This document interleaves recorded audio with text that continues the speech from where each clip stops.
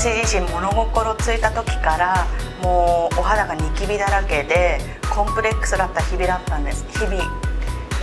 わけなんですが、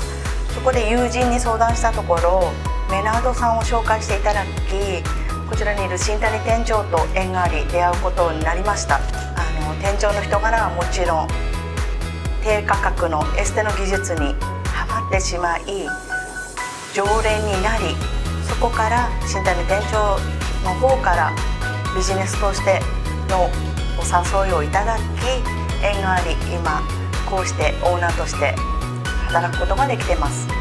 すごくね、性格も明るくて、なんかお友達もいっぱいいそうな雰囲気で、そしてエステが大好きっていうことと、綺麗になった、どうして綺麗になったのって聞かれた時に、実はエステということで宣伝効果にもつながりますし、彼女と一緒に仕事をしてみたいなっていうのが最初のきっかけでした。やはり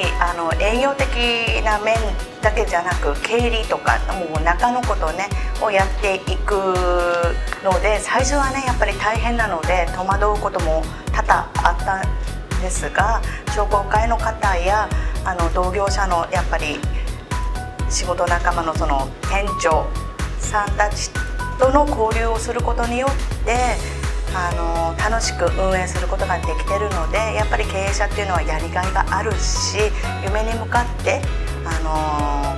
どんどん大きくこういくこともできますね。修行時代に親店長のサロンからあまり遠くない距離っていうのがまず一つ目の条件っていうような感じで、この弁店長は昔はもうすごく盛んで開けてたって結構数十年前は言われてたので、なんとかしてねその活気を取り戻そうっていうような感じでここのサロンを募集っていうのを聞きこちらで営業することをスタッフと全員で決めました。私は生まれも育ちも36年間ずっと日立ですね。山と海に囲まれて小さなね市なんですが、意外に観光名所が密集してるっていうような感じで、あと日立駅から見る太平洋の眺めはもう素晴らしいので、そういうところが日立市の魅力ですかね。そうですね、私たちこのサロンではスタッフ全員が集結して老人ホームの美容ボランティアだったり、サロンでのエステはもちろん、そういうやっぱイベントとかボランティアで地域密着型っていうような感じでやってることですかね。そうですね、年に一度茨城の女性を活性化っていうような感じでスイーツルームっていう大きな大イベントがありまして、そちらに毎年一度出店させていただいてます。4年前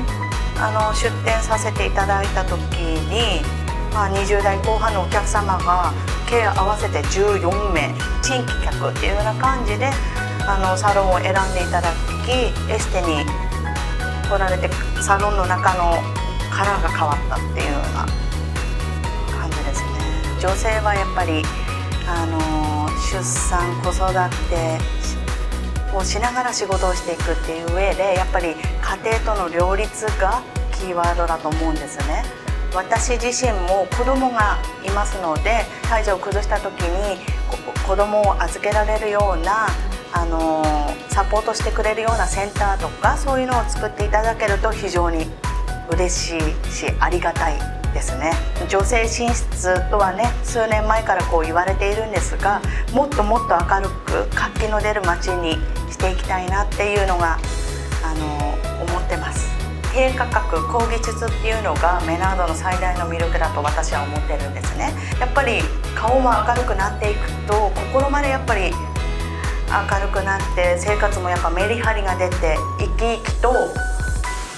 もともと性格はねこういう性格なんですが、もっと、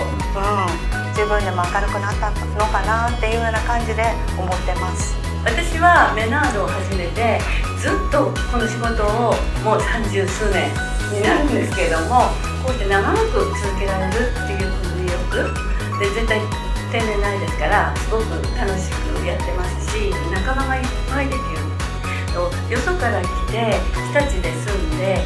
全然お友達がいなかった自分にこんなにいっぱい大勢のね仲間ができて、本当に楽しいっていうか、この仕事って本当人と人とのねつながりでこんなに幸せになるんだなっていうことがすごく実感しております。